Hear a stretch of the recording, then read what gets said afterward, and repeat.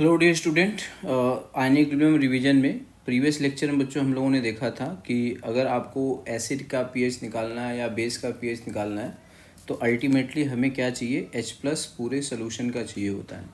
उसमें H+ जैसा अगर एसिड है तो H+ वाटर का भी लेना है और H+ एसिड का भी लेना है। बट जो H+ एसिड का होता है यूजुअली बहुत ज़्यादा होता है, इसलिए वाटर को निगलेक्ट करते हैं।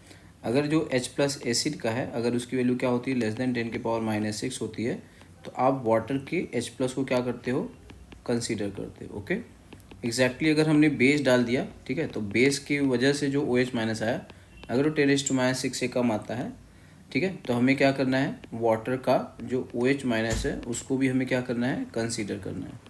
ओके, तो ये बिल्कुल पॉइंट वाली बात है बच्चों, तो बहुत ध्यान से देखना है। जो भी IIT JEE एडवांस के क्वेश्चन आते हैं उसमें इस पे ज़्यादा एम्फेसाइज करते हैं। तो बहुत ही डाइल्यूट सोल्यूशन में ही हम लोग क्या करते हैं, वाटर के H+ या OH- को कंसीडर करते हैं। उसके बाद हमने देखा था कि अगर कोई वीक एसिड है तो वीक एसिड का पीएच निकालने के लिए सबसे पहले हम लोग बच्चों क्या करते हैं, अल्फ़ा √K/C को हम लोग चेक करते हैं। अगर इसकी वैल्यू अगर 0.1 से कम आती है, ओके, तो हम यहाँ पे सीधे हम लोग पीएच लिख लेते हैं, कितना, -1/2 log Ka/C। उसी तरह अगर वीक बेस होता है, ओके, तो उसमें भी हम लोग अल्फ़ा की वैल्यू चेक करेंगे, √KB/C। अगर ये वैल्यू <0.1 आती है, कुछ बुक्स में बच्चों 0.05 भी होता है, ठीक है, वो डिपेंड करता है हम कितने हद तक, है ना, एक्यूरेसी को चाहते हैं। तो यहाँ से हम लोग सीधे लिख सकते हैं POH = -1/2 log KB/C लिख लेते हैं, ठीक है। तो वीक एसिड की श्रेणी में कौन आता है, जैसे कि फॉर्मिक एसिड हो गया, एसिटिक एसिड हो गया, है ना। ज़्यादातर क्वेश्चन इन्हीं के पॉइंट ऑफ व्यू में रहते हैं। बेसिकली जिसका K की वैल्यू क्या हो, 10⁻³ से कम हो या -3 भी हो, सब वीक एसिड आ गया। उसी तरह जो वीक बेस होता है उसको हम लोग BOH से डिनोट करते हैं। और इसमें जैसे कि अमोनिया या अमोनियम हाइड्रोक्साइड, यूजुअली हम लोग इसको लेते हैं, या फिर हम लोग RnH2 ले सकते हैं, या फिर हम लोग एनिलीन ले सकते हैं। कोई सा भी इस टाइप से जो होते हैं वीक बेस होते हैं। तो एक बच्चों ब्रीफ है, ओके। और अगर √K/C की वैल्यू क्या आ जाती है, ग्रेटर देन अगर 0.1 आती है, तो हम लोग क्या करेंगे, K = C⁴/1 - अल्फ़ा, ठीक है। और यहाँ से इसको हम लोग सॉल्व करेंगे, और ये जो इक्वेशन होता है, ठीक है, यहाँ से हम देखेंगे, तो यहाँ से इसको सॉल्व करोगे क्वाड्रेटिक, तो गेट अल्फ़ा, और यहाँ से क्या होता है, C - C⁴ और C⁴। ये C⁴ ही क्या है बच्चों, H+ है। और once you get alpha, C से मल्टीप्लाई कर दोगे, C⁴ आ जाएगा, और यहाँ से H+ की वैल्यू आ जाएगी। This way we can find a pH। अब हम बात करेंगे बच्चों pH of mixture of weak acid, है ना, pH of mixture of weak acid. तो मान लेते हैं बच्चों ये है Ha और दूसरा क्या है, Hb, है ना, दो वीक एसिड है, ठीक है। और हम मान लेते हैं कि वाटर भी है, वाटर को भी हम लोग कंसीडर कर रहे हैं, ओके। तो यहाँ से इसका जो pH का एक्सप्रेशन आता है बच्चों, वो आता है, इनफैक्ट जो H+ का एक्सप्रेशन आता है वो आ जाता है √K1C1 + K2C2 + KW, है ना। तो इस पे IIT JEE एडवांस अभी रिसेंटली बच्चों क्वेश्चन आया हुआ है 2025 में, है ना। तो यहाँ से pH की वैल्यू, अब यहाँ से क्या कर लो, -1/2, ये क्या आ जाएगा, लॉग, वही आ जाएगा K1C1 + K2C2 + KW। और भी अगर आप 3 वीक एसिड है, 4 वीक एसिड है, तो उसको आप कर सकते हैं।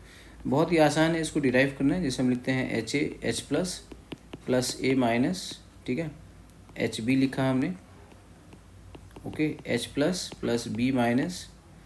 यहाँ से क्या लिखोगे बच्चों, C1 - X, यहाँ से लिखा आपने X और X, यहाँ से C2 - Y, Y और Y। वाटर को भी डिसोशिएट करा लो बच्चों, तो यहाँ से वाटर को हो गया H+ + OH-। तो यहाँ से क्या आ गया, मान लो ये कितना हो गया, Z डिकम्पोज हो गया, डिसोशिएट हो गया, Z और Z। अब सोल्यूशन में जो H+ होगा, यहाँ भी आ रहा है, यहाँ भी आ रहा है, और यहाँ भी आ रहा है, तो H+ फाइनली जो सोल्यूशन का होगा, क्योंकि हमने बताया था pH निकालना है तो H+ पूरे सोल्यूशन निकालना है। pH हम सोल्यूशन का निकालते हैं, किसी एसिड का नहीं निकालते हैं, है ना, एसिडिक सोल्यूशन का हम pH निकालते हैं, ओके। तो ये जो H+ होगा बच्चों, होगा X + Y + Z आ जाएगा, ओके।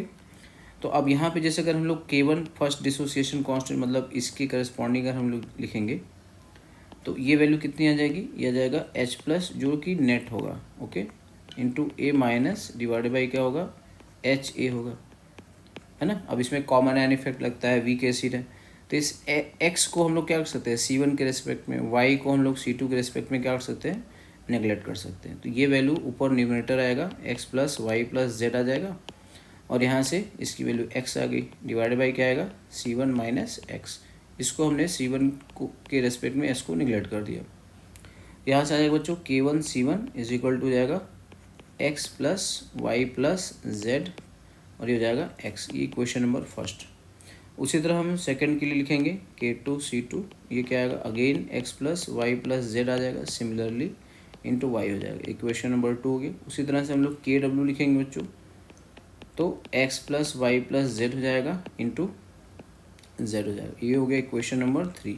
अब इन तीनों को क्या कर दो, ऐड कर लो, first plus second plus third, तो तीनों को ऐड कर लो तो क्या आएगा K1 C1 plus K2 C2 plus KW। Right side में देखो क्या आएगा, x plus y plus z common है, और फिर से वही x plus y plus z आएगा, मतलब x plus y plus z का क्या आ गया, होल स्क्वायर आ गया।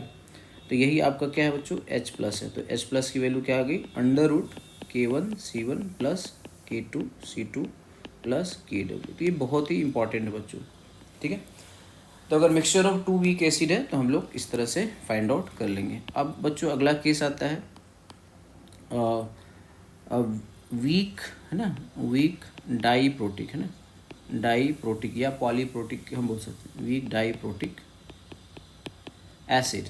जो एसिड के लिए वही बच्चों क्या कर लोगे, बेस के लिए कर लोगे। इसका आपको पीएच निकालना है। जैसे हमने कहा कि ये हो गया H2S हो गया, है ना, H3PO3 हो गया, ठीक है। और भी जैसे H2S हो गया, H2SE हो गया, ठीक है। तो ये सब क्या है, वीक डाई प्रोटिक है। यहाँ पे 2 हाइड्रोजन है जिसको ये लोग डिसोसिएट करके देख सकते हैं।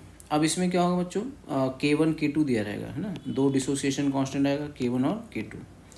अब यूजुअली जो होता है K1 की वैल्यू मच ग्रेटर देन क्या होती है, K2 होती है। ये हमेशा होगा जब भी वीक होगा, पहला डिसोसिएशन कांस्टेंट बहुत बहुत ज़्यादा होगा, दूसरा डिसोसिएशन कांस्टेंट बहुत बहुत कम होगा। तो इसमें बहुत ही सिंपल सी बात होती है बच्चों कि जो पीएच होगा वो फर्स्ट डिसोसिएशन कांस्टेंट से जो H प्लस आएगा वही डिसाइड करेगा, ओके। तो पीएच इज मेनली क्या होगा, govern by first dissociation constant, okay, first dissociation constant. इसी से आपको पीएच निकाल लेना होता है, क्योंकि सेकंड से जो H प्लस आएगा वो वैल्यू नेग्लेजिबल होगा। 2 रीज़न है, एक तो K2 की वैल्यू बहुत कम होगी, दूसरा क्या होगा, कॉमन एन इफेक्ट भी वहाँ पर लगेगा। जैसे एग्जांपल अगर हमने लिया H2S H plus plus HS minus, ये फर्स्ट डिसोसिएशन कांस्टेंट है, अभी सेकेंड टाइम जा रहा है, ठीक है, ओके। तो यह H plus plus H2 minus, इसको एक बार देख लेते हैं। मान लेते हैं कॉन्सेंट्रेशन C है तो C माइनस मान लेते हैं X हुआ, ये क्या बनाएगा X और X, और ये फर्दर HS माइनस ब्रेक होगा तो X माइनस वाई होगा, Y और Y होगा। अब जो कॉमन चीज़ है वो दोनों में सेम रहेगी, तो HS माइनस यहाँ पर भी है यहाँ पर भी, तो ये कितना होगा X minus y. H plus first से कितना आया, X आया, सेकंड से कितना है Y, तो नेट कितना होगा ये X प्लस वाई, यहाँ भी क्या होगा प्लस X हो जाएगा। अब मान लेते हैं आपको हमने दिया है K1 की वैल्यू है बच्चों 10 के पावर -7, और जो K2 की वैल्यू है 10 के पावर -14।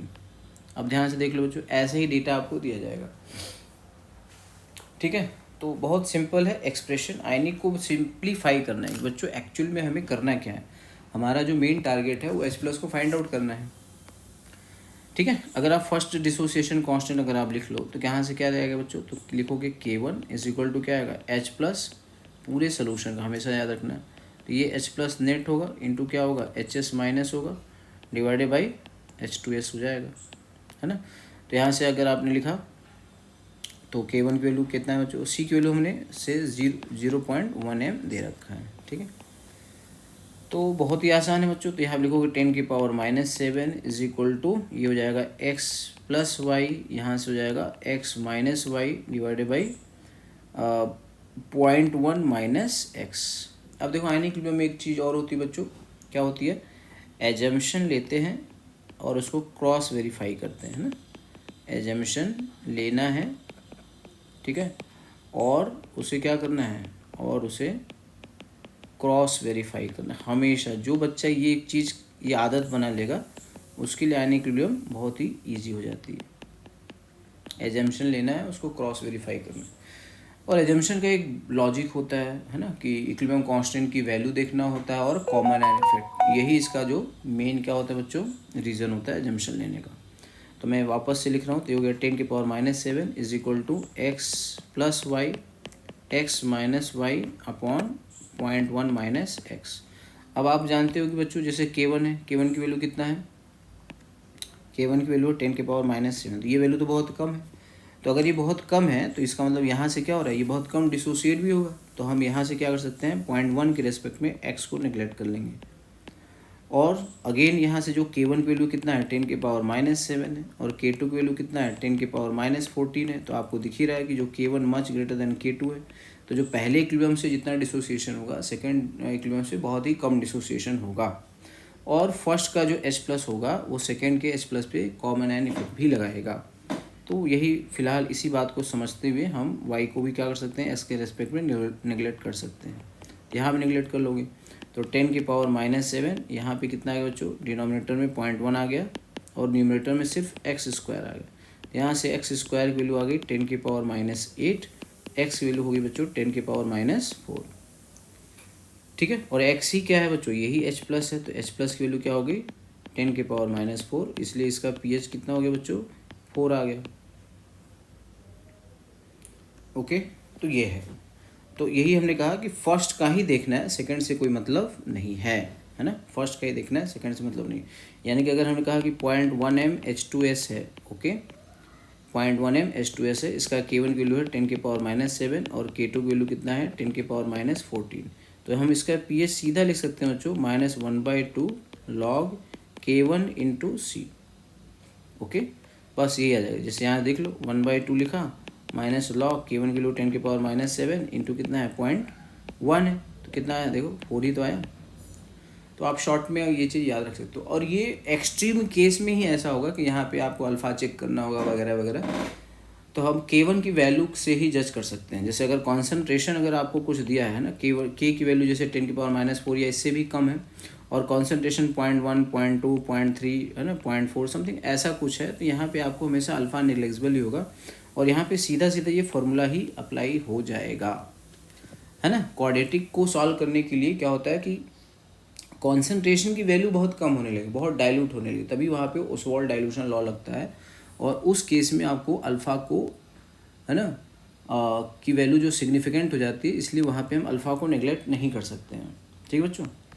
अब जैसे हमने यहाँ पे लिखा कि एग्जांपल दूसरा लिया हमने, जैसे कहा कि find pH of ethane 1,2 diene, है ना, CH2, ठीक है, डाइमन। तो इसका हमने कहा कि सपोज बच्चों है Kb1 10⁻⁻6 और जो Kb2 है वो है 10⁻⁻11, ऐसा हमने कुछ दे दिया।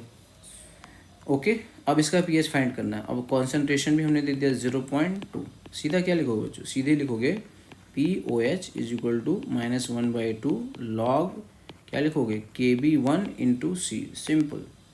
तो ये आ जाएगा 1/2, ठीक है, लॉग Kb1 10⁻⁻6, सी की वैल्यू कितना है 0.2 है, तो 2 इंटू 10⁻⁷ हो गया, 7 माइनस लॉग 2, 6.3 आ गया, तो 6.3/2 आ गया, है ना,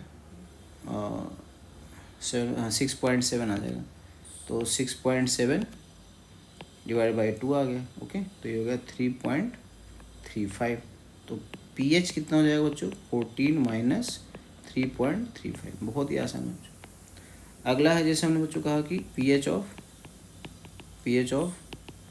0.2 m Na2CO3। अब बच्चों ब्रांस्टेड कॉन्सेप्ट से याद रखोगे, तो ब्रांस्टेड कॉन्सेप्ट यहाँ पे जो कार्बोनेट आयन है ये क्या है, ये कार्बोनेट आयन बेसिकली क्या है, ये क्या है बच्चों, प्रोटॉन एक्सेप्टर है। और ये 2 बार प्रोटॉन ले सकता है, 2 बार प्रोटॉन ले सकता है। जैसे CO3 2- प्लस H2O, क्या आएगा बच्चों, HCO3- प्लस OH-, और उसी तरह से HCO3- प्लस H2O, यहाँ से क्या आएगा बच्चों, H2CO3 प्लस OH-।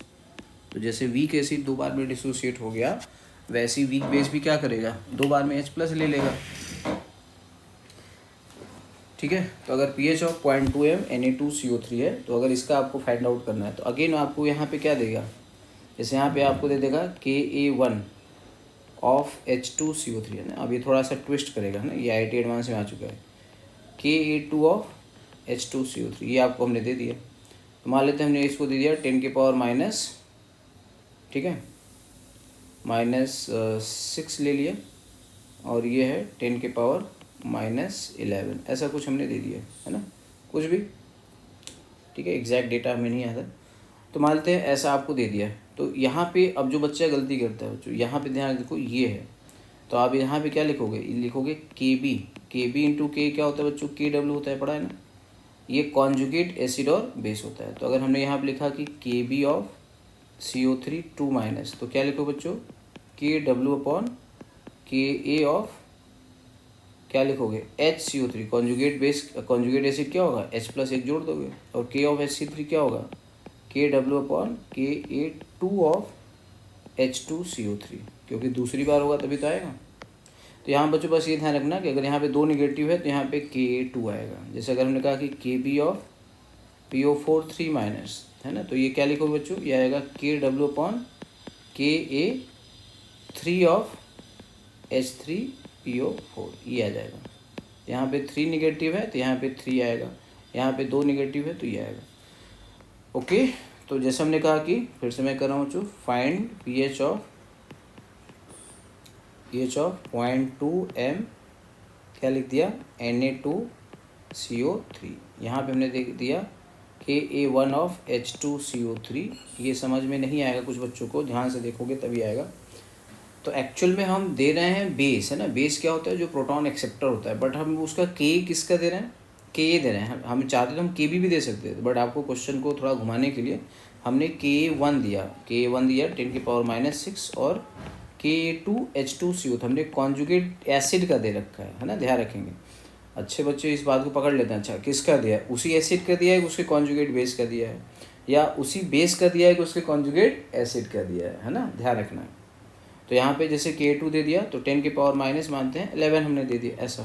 तो अब आपको क्या देखना है, ये CO3 2-, ये वही हो गया बच्चों, ये क्या हो गया, ये हो गया डाई एसिडिक बेस है, और डाई एसिडिक क्या है, ये वीक बेस है। तो वीक बेस है तो इसका मतलब क्या होगा, वीक बेस है तो इसका मतलब क्या होगा कि हमको फर्स्ट डिसोसिएशन कांस्टेंट ही देखना है। क्या लिखोगे, KB ऑफ CO3 2-, ये पहली बार ही है ना। क्या लिखोगे, KW अपॉन KA2 लिखोगे। KW है 10 के पावर -14, KA2 कितना दिया है, 10 के पावर -11, कितना है बच्चों, 10 के पावर -3, बस ये आ गया।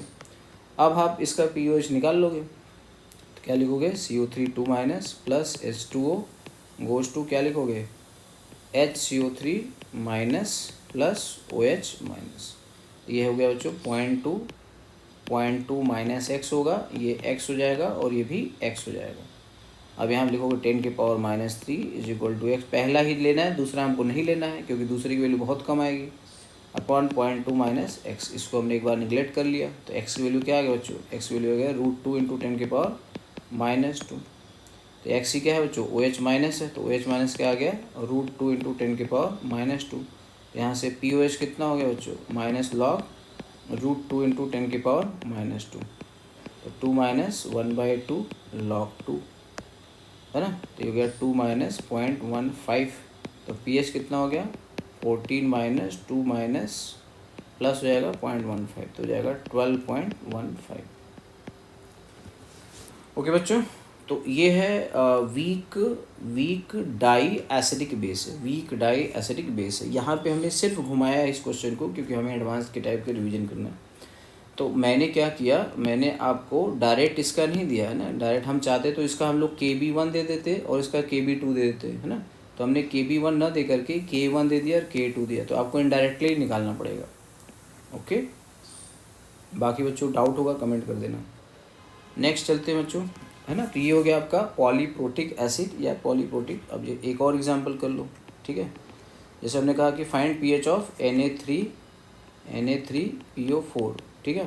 तो K1 K2 और K3 ये हमने दे दिया, H3PO4 के करेस्पॉन्डिंग, ठीक है। तो ये हो गया 10 की पावर -3, 10 की पावर -7, 10⁻⁻, ठीक है 9, ऐसा कुछ हमने दे दिया, ठीक है 10 के पावर -9। तब क्या करोगे, 0.1 m दे दिया, इसका कुछ नहीं करना है, पहला वाले ही डिसाइड करेगा। तो क्या लिखोगे, PO4 3- प्लस वाटर, इसी को आप लोग सॉल्ट हाइड्रोसिस भी कह सकते हो, बिल्कुल वही चीज़ है।